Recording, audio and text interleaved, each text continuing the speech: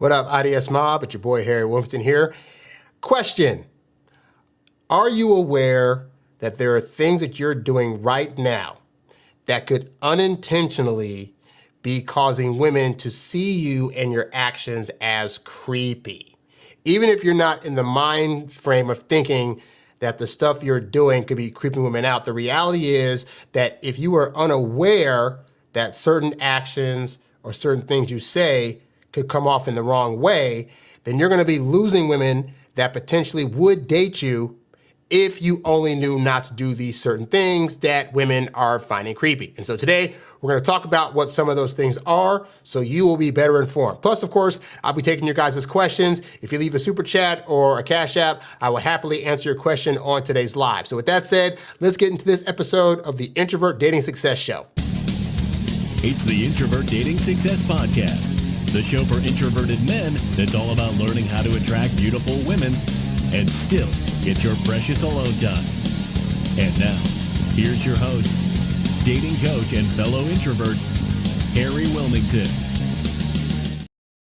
And of course, this video is brought to you by introvertdatingsuccess.com. You can go there to get coaching, as well as check out my ebooks, audiobooks, and programs, including my Introvert Dating Success Academy course, which is the end-all be-all for all of my video courses, programs, everything you will need to properly succeed with women. You can check that out on the front page at introvertdatingsuccess.com. So let's get into this particular show because I saw this thing on Reddit and it just sparked this whole idea for me that men are out there doing things unintentionally that are creepy. And a lot of times we don't know where it starts. So I want to pull up this Reddit post that I found at stage here.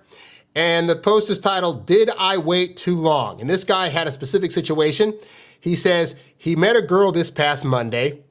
We hit it off and spent a lot of time dancing together. I guess it means they maybe met at a club or a bar. I don't know. Anyway, he says she was very flirty.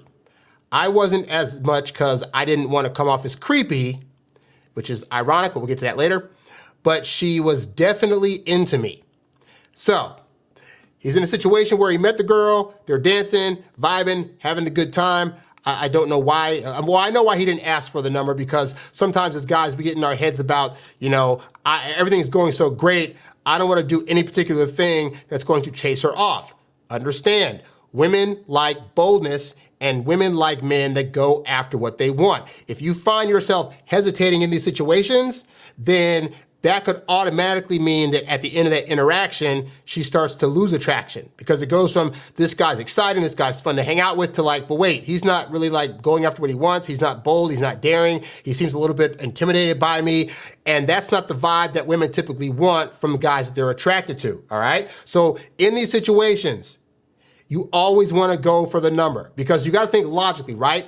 Let's say you go for the number or you go for some kind of contact and she doesn't give it to you. Okay, you go home without her number. But if you're in your head thinking, I don't want to ruin the good thing, so I'm not going to ask for a number, you still go home with no number. But if you were to be a little bit bolder and say, I'll just try it, then there's also a possibility you could go home with the number. So you really have to take into account the fact that you're gonna either go home without a number, and you can do that by asking her for the number and getting rejected, or not asking for the number and staying in limbo. What you don't want to do is what this guy is thinking of doing next. So then he says, I know her name and could easily find her on Instagram and follow her, but did I wait too long? I think I should have done it the following day. So this guy has in his head that a great plan to do is to just randomly find her Instagram or her social media and then hit her up like, hello there, how you doing? And in his head, this is a good plan, because he's thinking, we didn't have a weird interaction, the vibes were there, she clearly had a good time with me, and so now she has a good viewpoint of me, and that's obviously going to carry over when I just pop up and surprise her on her social media that she didn't know I was looking at. And that's how logical guy thinking can get you into trouble, because connecting all those dots together, that should work. What you're not taking into account is, what is the woman gonna be thinking and feeling when you do that? What is her experience of that gonna be? What is she gonna be thinking about? What she's gonna be thinking about is, I didn't give this guy my number. I didn't give this guy the permission to look me up on social media, and out of nowhere, he just found me. He just found me online somewhere, which means he had to do a whole Google search and a Yahoo search and was looking for me and was trying to, maybe he looked up pictures of me first and found out about my family life and looked at some other sites that I was on before he got to me. And you might think she'd be like, oh, that's so sweet. He did all this research. I find, at least talking from my female friends, more often than not, the result is that this dude is creeping me out. Like, he knows all this stuff about me. He's done looked at pictures of me with my friends and my family. I don't know if he found pictures of me with former exes or whatnot, but all I know is that this dude is suddenly like doing the most to try to talk to me, and that feels a little weird. Now, guys will not read it as that, and that's the problem. This is what I'm telling you guys, that sometimes these actions are gonna be unintentional. You're not doing anything intentionally to try to creep these women out. In this guy's case, this guy is thinking, hey, we had a good interaction. It should be totally fine for me to be able to just reach out to her. Like, we had good enough time together to where I almost feel like I know her so much that it's like we've known each other forever and a day. So she'll just feel as though it's like a friend or a previous long lost love coming to reach out to her, and she'll be totally fine.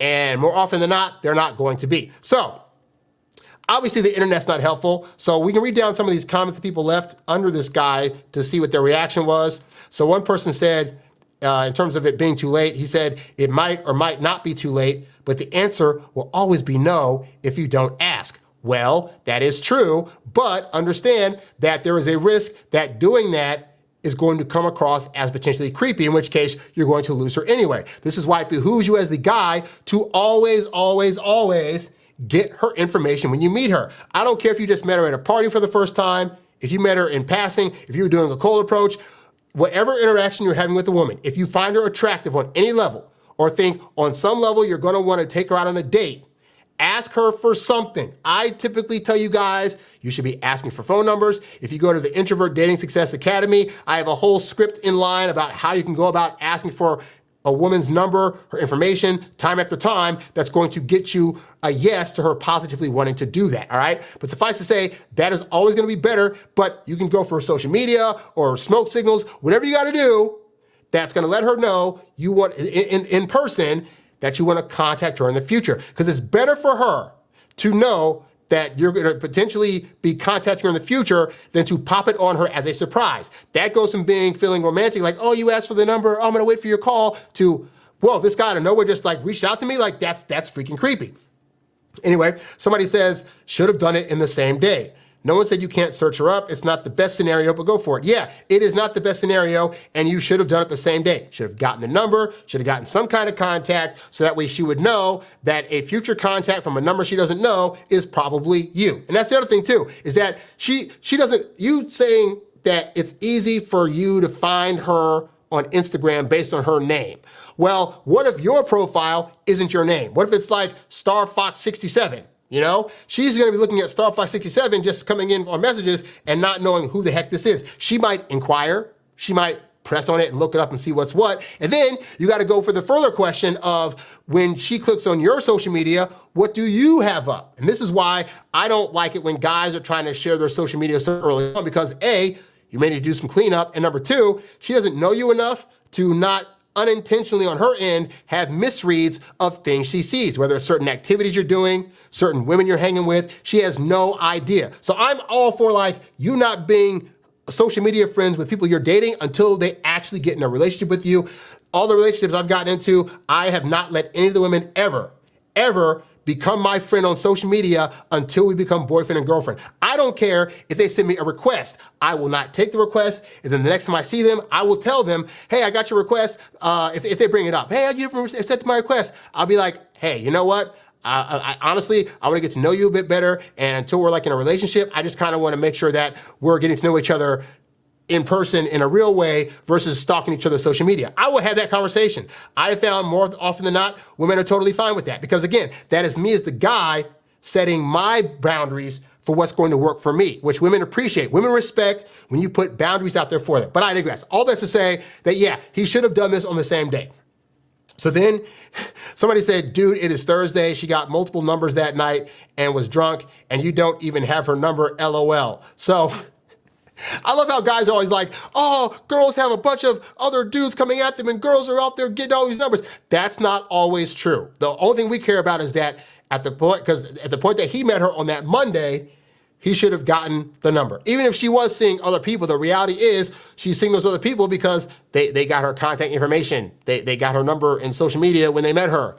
He should have done the same and put himself in the running and then been able to show why he deserves to be ahead of all these other guys that she's potentially seeing, even though that may or may not be the case. Like I'm not telling you guys, as much as you guys think all women out there are constantly getting offers all the time, the reality is some don't. Like some of the hottest women in the world, so many guys are afraid to ask them out because they think, oh, she's already taken, that don't ask her out. And then those women, those hot women, end up being the ones that remain single for a lot of years. How do I know? Because I'm an older dude that has really hot friends that are single because nobody asked them out. So anyway, then somebody said, I feel like you should feel comfortable flirting 50% more than her.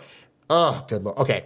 If she was flirty with you, why would you flirting back with her be creepy at all? If she's dancing with you, you at least did something right. Well, half of that's correct. But I tell you guys that you should be giving 1/3 of the effort that she's giving because women feel things and take things in 3 times more than you. In most things, like women, for example, their smell is 3 times better than ours. Their taste buds taste things 3 times more than ours do for a variety of reasons. They have to do with biology and, caveman days and yada, yada, yada. But suffice to say, so yeah, it's not that we want her doing like, you don't want to do 50-50 of anything. Like if she's doing 50% flirting and you're doing 50%, to her, it's going to feel like overkill more often than not. And so you should keep it to a lower level because we want her to feel as though she's the one that is feeling more than feelings for you, that she's the one trying to win you over, that she's the one that should be coming after you. Because if she's chasing you, she can't be replacing you. That is not to say you don't do flirting at all.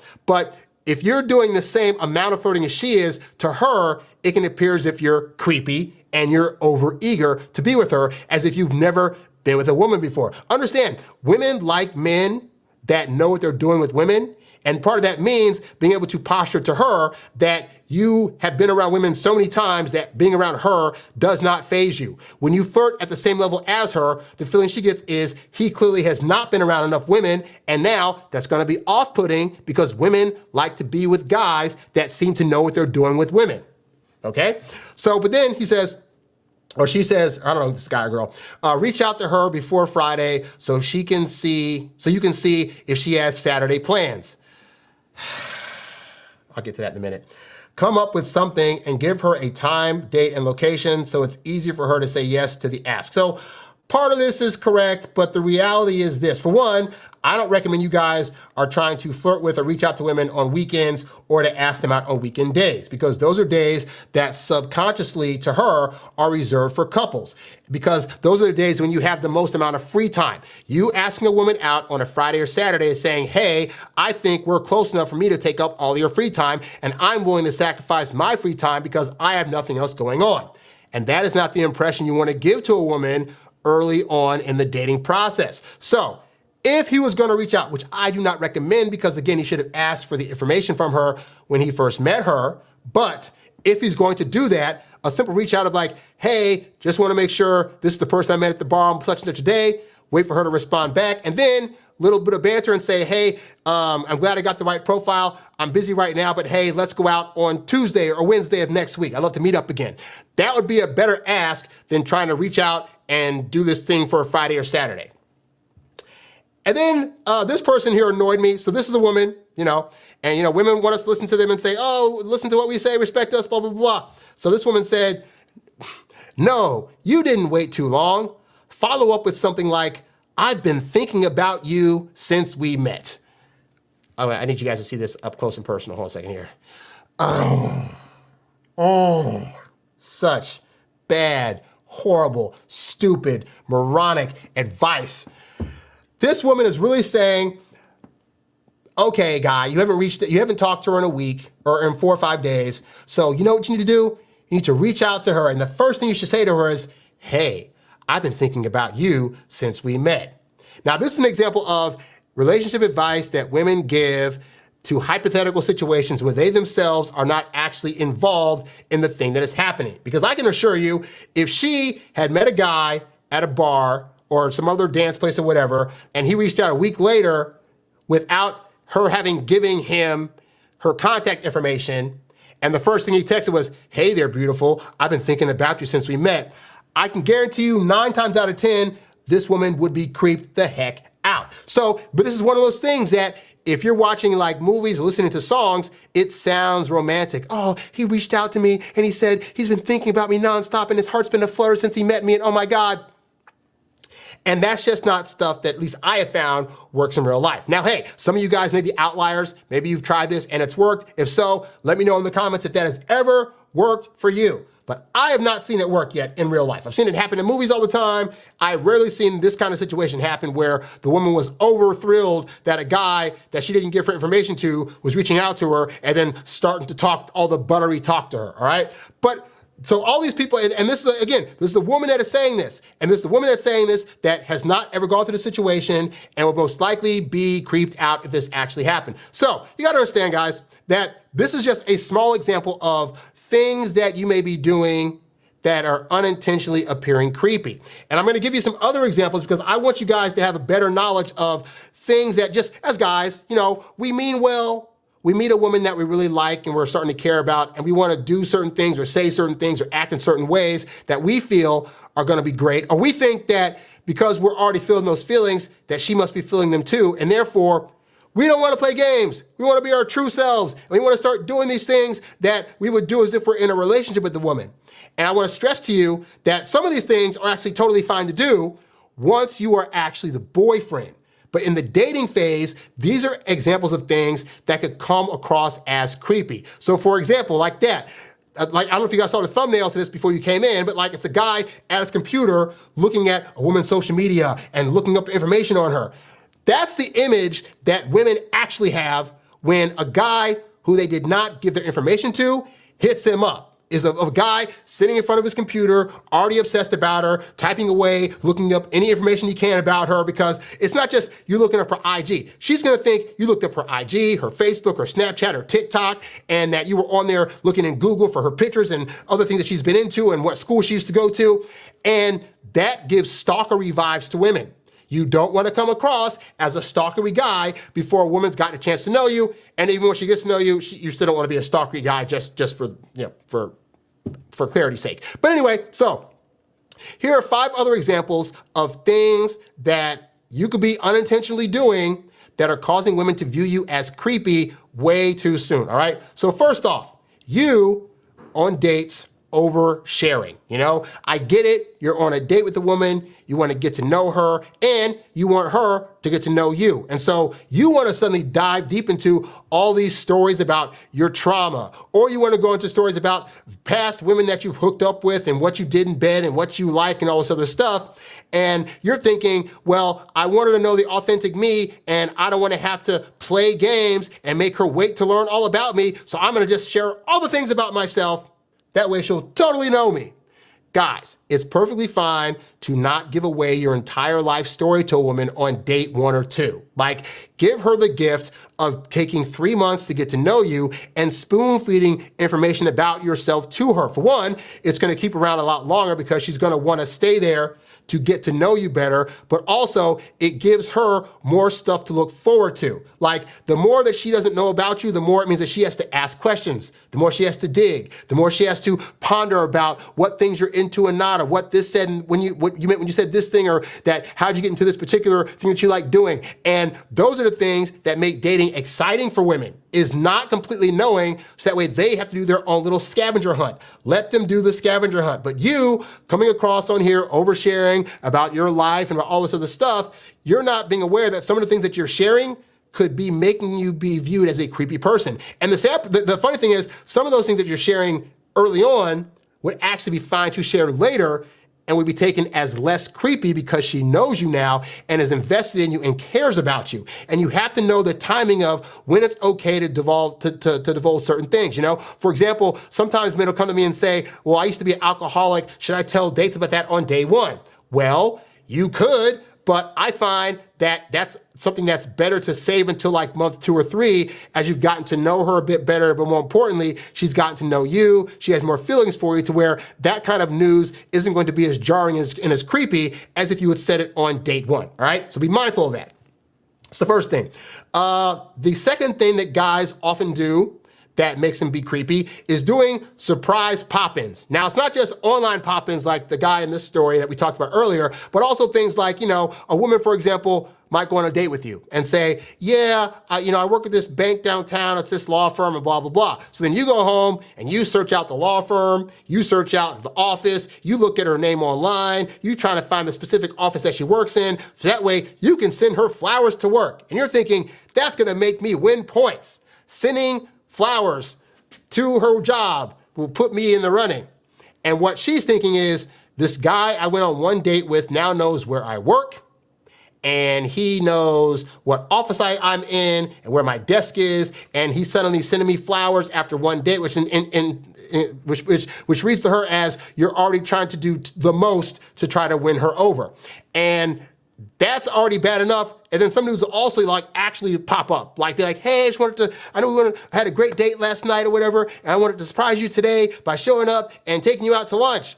Why are you doing that? You're doing that because you saw all those romantic comedies where dudes just pop up at a woman's job that they're dating, and the woman's like, oh, that's so nice, that's so wonderful, and thinking it's gonna be okay, and it is not, okay? Women don't want you popping up at their house, at their job, at a family function. They don't want to see you barely if they happen to run into you against the mall, they're gonna be like, how did this guy know I was at the mall? But the point is that, you doing these surprise pop-ins early on, that is not a thing that's going to endear her to you. That's gonna be a thing that she views as creepy, regardless of how good your intentions were. The third thing that you could be doing that comes across as creepy is, and we've talked about this a lot on the show, is constant texting, but also long-form texting. So here's the thing, guy, is that women early on in the dating process, regardless of what they may say to you, they're lying, all right? They do not need good morning text. They don't need I got home from the date text. They don't need you checking up on her throughout all times of the day. They don't need you hitting her up just to shoot the crap and just, spend 8 or 9 hours texting.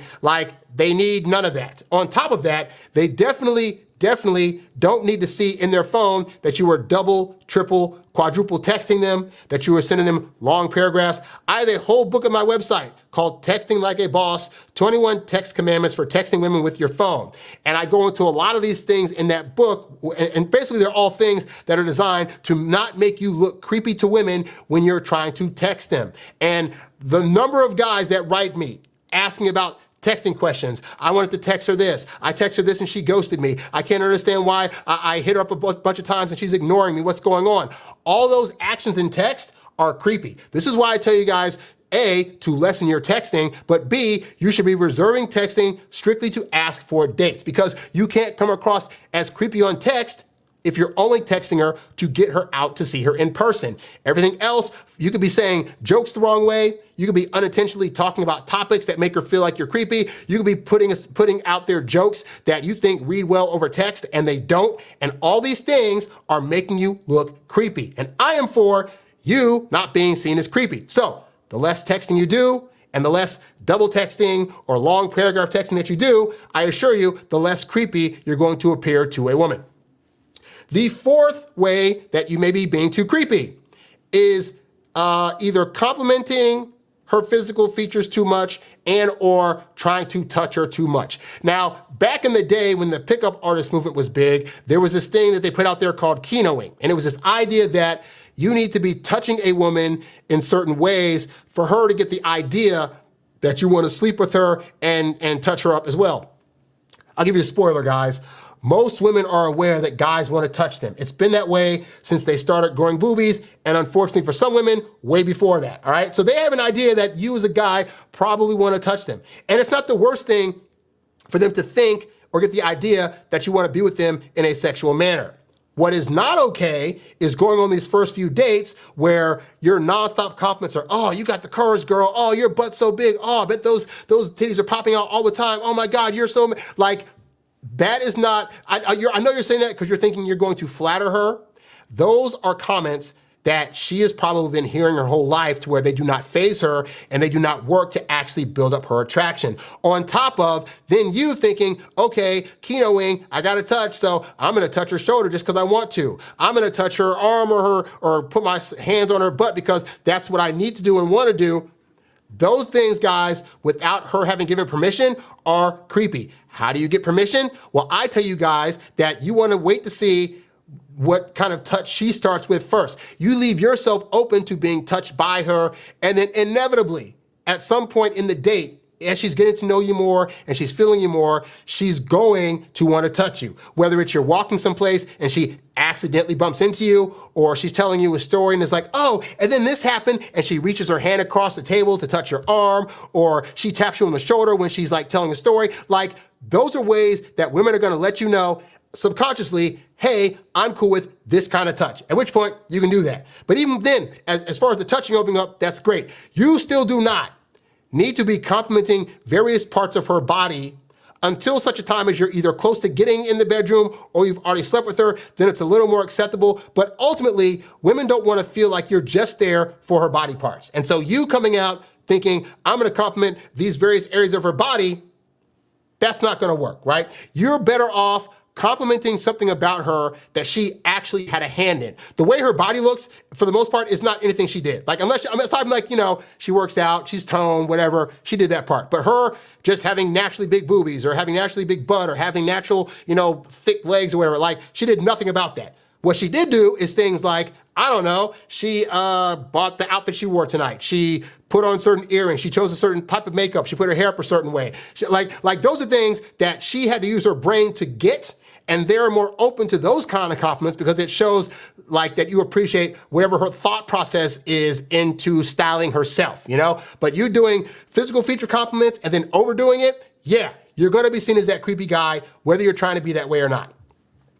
And then the fifth way that guys come across as too creepy unintentionally is assuming familiarity very early on in the dating process. And this is things like you sit down with her at a restaurant, you start talking, and 5 minutes into it, you're already calling her nicknames. Oh, babe, oh, sweetheart, or whatever, oh, whatever. Like, you're thinking it's gonna be a cute way to show your affection for her or that you care for her. Or hey, to be fair, maybe it's just how you've been trained to talk. Like, I'm from the South where, a lot of people say, oh, sweetheart and darling, and then guys get confused because a woman that's from the South, for example, will move to a place like California and then be calling guys sweetheart and darling, and the guy's thinking, oh, she's giving me nicknames. And really, that's just how she was raised because that's how they all talk in the South. So you gotta be mindful of things like dialect from where women are coming also, right? But suffice to say, on your end, no. You saying babe, darling, sweetheart, whatever, early on, that's an example of you're too familiar. Like, you don't even know if she likes those names. You don't know if there's a trauma attached to any of those nicknames. Like, for example, maybe her dad called her sweetheart and darling and then was touching her inappropriately as a kid. So now, when she hears those names,